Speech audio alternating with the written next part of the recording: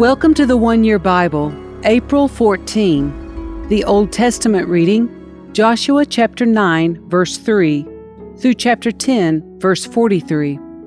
But when the people of Gibeon heard what Joshua had done to Jericho and Ai, they resorted to deception to save themselves. They sent ambassadors to Joshua, loading their donkeys with weathered saddlebags and old patched wineskins. They put on worn-out patched sandals and ragged clothes, and the bread they took with them was dry and moldy. When they arrived at the camp of Israel at Gilgal, they told Joshua and the men of Israel, "We have come from a distant land to ask you to make a peace treaty with us." The Israelites replied to these Hivites, "How do we know you don't live nearby? For if you do, we cannot make a treaty with you." They replied, "We are your servants." "But who are you?" Joshua demanded. "Where do you come from?" They answered, "Your servants have come from a very distant country. We have heard of the might of the Lord your God and of all he did in Egypt. We have also heard what he did to the two Amorite kings east of the Jordan River, King Sihon of Heshbon and King Og of Bashan, who lived in Ashtaroth. So our elders and all our people instructed us, 'Take supplies for a long journey. Go meet with the people of Israel and tell them, we are your servants. Please make a treaty with us.' This bread was hot from the ovens when we left our homes, but now, as you can see, it is dry and moldy. These wineskins were new when we filled them, but now they are old and split open, and our clothing and sandals are worn out from our very long journey." So the Israelites examined their food, but they did not consult the Lord. Then Joshua made a peace treaty with them and guaranteed their safety, and the leaders of the community ratified their agreement with a binding oath. 3 days after making the treaty, they learned that these people actually lived nearby. The Israelites set out at once to investigate and reached their towns in 3 days. The names of these towns were Gibeon, Kephirah, Beeroth, and Kiriath-Jearim. But the Israelites did not attack the towns, for the Israelite leaders had made a vow to them in the name of the Lord, the God of Israel. The people of Israel grumbled against their leaders because of the treaty, but the leaders replied, "Since we have sworn an oath in the presence of the Lord, the God of Israel, we cannot touch them. This is what we must do. We must let them live, for divine anger would come upon us if we broke our oath. Let them live." So they made them woodcutters and water carriers for the entire community, as the Israelite leaders directed. Joshua called together the Gibeonites and said, "Why did you lie to us? Why did you say that you live in a distant land when you live right here among us? May you be cursed. From now on you will always be servants who cut wood and carry water for the house of my God." They replied, "We did it because we, your servants, were clearly told that the Lord your God commanded his servant Moses to give you this entire land and to destroy all the people living in it. So we feared greatly for our lives because of you. That is why we have done this. Now we are at your mercy. Do to us whatever you think is right." So Joshua did not allow the people of Israel to kill them, but that day he made the Gibeonites the woodcutters and water carriers for the community of Israel and for the altar of the Lord, wherever the Lord would choose to build it. And that is what they do to this day. Adoni-Zedek, king of Jerusalem, heard that Joshua had captured and completely destroyed Ai and killed its king, just as he had destroyed the town of Jericho and killed its king. He also learned that the Gibeonites had made peace with Israel and were now their allies. He and his people became very afraid when they heard all this, because Gibeon was a large town, as large as the royal cities and larger than Ai. And the Gibeonite men were strong warriors. So King Adoni-Zedek of Jerusalem sent messengers to several other kings, Hoham of Hebron, Piram of Jarmuth, Japhia of Lachish, and Debir of Eglon. "Come and help me destroy Gibeon," he urged them, "for they have made peace with Joshua and the people of Israel." So these 5 Amorite kings combined their armies for a united attack. They moved all their troops into place and attacked Gibeon. The men of Gibeon quickly sent messengers to Joshua at his camp in Gilgal. "Don't abandon your servants now," they pleaded. "Come at once. Save us. Help us, for all the Amorite kings who live in the hill country have joined forces to attack us." So Joshua and his entire army, including his best warriors, left Gilgal and set out for Gibeon.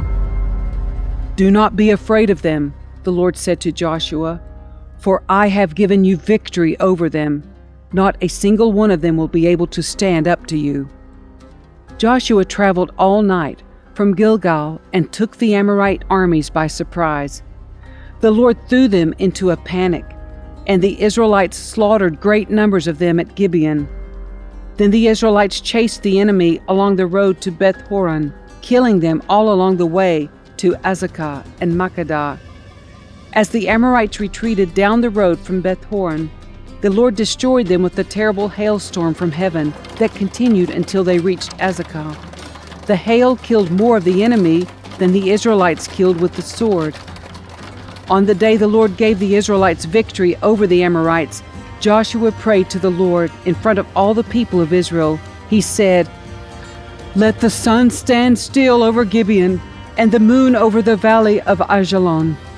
So the sun stood still and the moon stayed in place until the nation of Israel had defeated its enemies. Is this event not recorded in the book of Jashar? The sun stayed in the middle of the sky, and it did not set as on a normal day. There has never been a day like this one before or since, when the Lord answered such a prayer. Surely the Lord fought for Israel that day. Then Joshua and the Israelite army returned to their camp at Gilgal. During the battle, the 5 kings escaped and hid in a cave at Makkedah.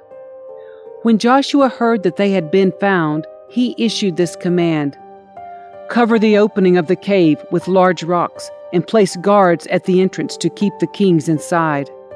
The rest of you continue chasing the enemy and cut them down from the rear.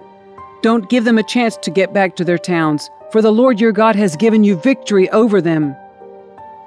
So Joshua and the Israelite army continued the slaughter and completely crushed the enemy. They totally wiped out the 5 armies except for a tiny remnant that managed to reach their fortified towns. Then the Israelites returned safely to Joshua in the camp at Makkedah. After that, no one dared to speak even a word against Israel. Then Joshua said, "Remove the rocks covering the opening of the cave, and bring the 5 kings to me." So they brought the 5 kings out of the cave, the kings of Jerusalem, Hebron, Jarmuth, Lachish, and Eglon. When they brought them out, Joshua told the commanders of his army, "Come and put your feet on the kings' necks." And they did as they were told. "Don't ever be afraid or discouraged," Joshua told his men. "Be strong and courageous, for the Lord is going to do this to all of your enemies." Then Joshua killed each of the 5 kings and impaled them on 5 sharpened poles, where they hung until evening. As the sun was going down, Joshua gave instructions for the bodies of the kings to be taken down from the poles and thrown into the cave where they had been hiding. Then they covered the opening of the cave with a pile of large rocks, which remains to this very day.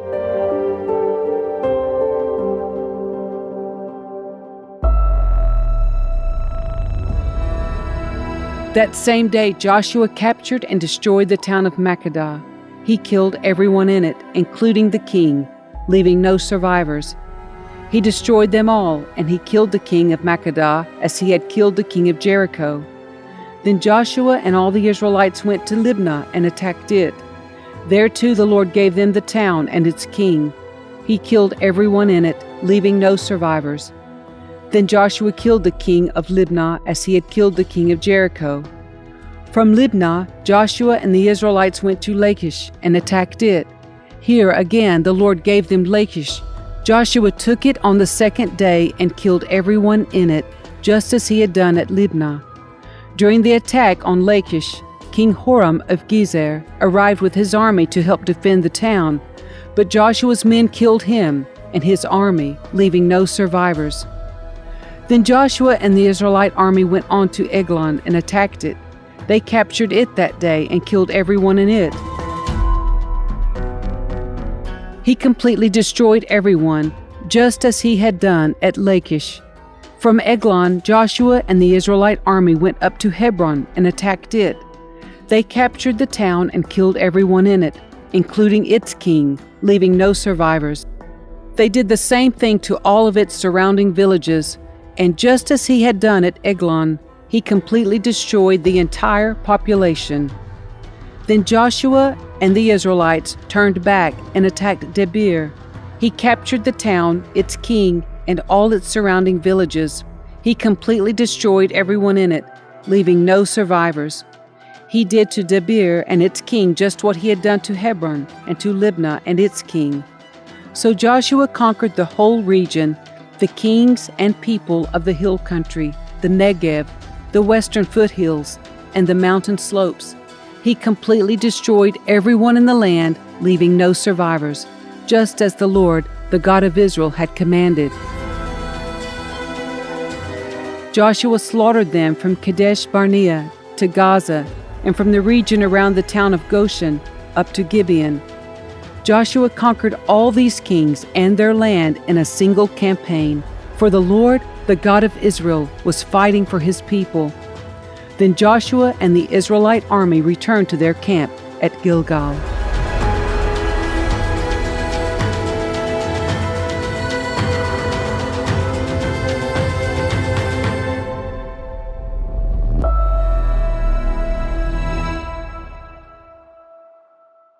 The New Testament reading, Luke chapter 16, verse 19, through chapter 17, verse 10.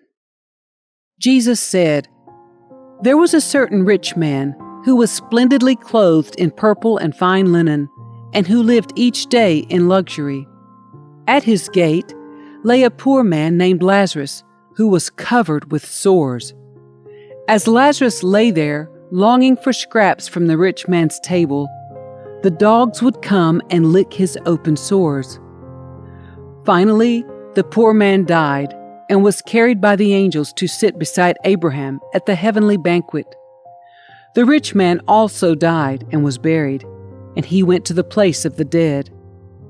There, in torment, he saw Abraham in the far distance with Lazarus at his side. The rich man shouted, 'Father Abraham, have some pity. Send Lazarus over here to dip the tip of his finger in water and cool my tongue. I am in anguish in these flames.' But Abraham said to him, 'Son, remember that during your lifetime you had everything you wanted, and Lazarus had nothing. So now he is here being comforted, and you are in anguish. And besides, there is a great chasm separating us. No one can cross over to you from here, and no one can cross over to us from there.' Then the rich man said, 'Please, Father Abraham, at least send him to my father's home, for I have 5 brothers, and I want him to warn them so they don't end up in this place of torment.' But Abraham said, 'Moses and the prophets have warned them. Your brothers can read what they wrote.' The rich man replied, 'No, Father Abraham, but if someone is sent to them from the dead, then they will repent of their sins and turn to God.'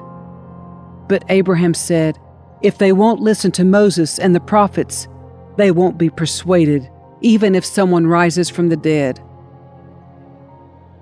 One day Jesus said to his disciples, "There will always be temptations to sin, but what sorrow awaits the person who does the tempting.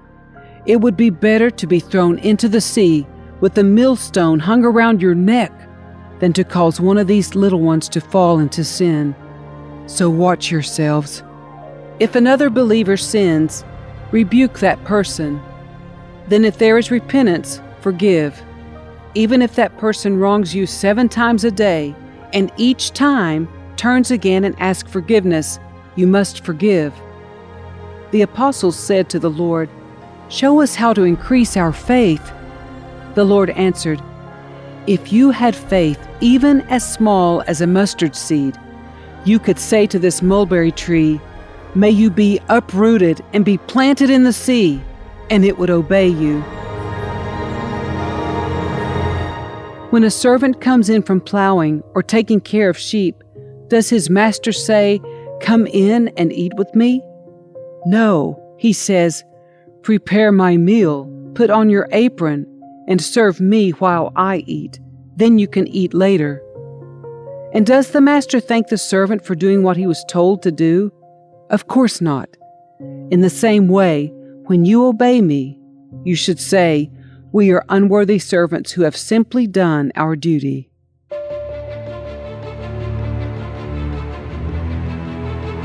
Psalm 83, verses 1 through 18. O God, do not be silent. Do not be deaf. Do not be quiet, O God. Don't you hear the uproar of your enemies? Don't you see that your arrogant enemies are rising up? They devise crafty schemes against your people. They conspire against your precious ones. "Come," they say, "let us wipe out Israel as a nation. We will destroy the very memory of its existence." Yes, this was their unanimous decision. They signed a treaty as allies against you. These Edomites and Ishmaelites, Moabites and Hagrites, Gibeonites, Ammonites and Amalekites, and people from Philistia and Tyre. Assyria has joined them too and is allied with the descendants of Lot. Do to them as you did to the Midianites, and as you did to Sisera and Jabin at the Kishon River. They were destroyed at Endor, and their decaying corpses fertilized the soil. Let their mighty nobles die as Oreb and Zeb did. Let all their princes die like Zebah and Zalmunna. For they said, "Let us seize for our own use these pasture lands of God." O my God, scatter them like tumbleweed, like chaff before the wind, as a fire burns a forest, and as a flame sets mountains ablaze. Chase them with your fierce storm, terrifying them with your tempest.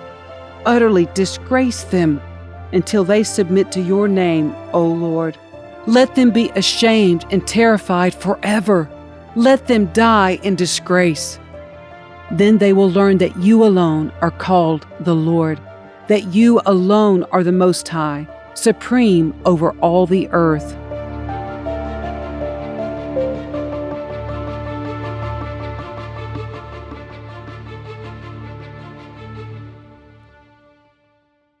Proverbs 13, verse 4.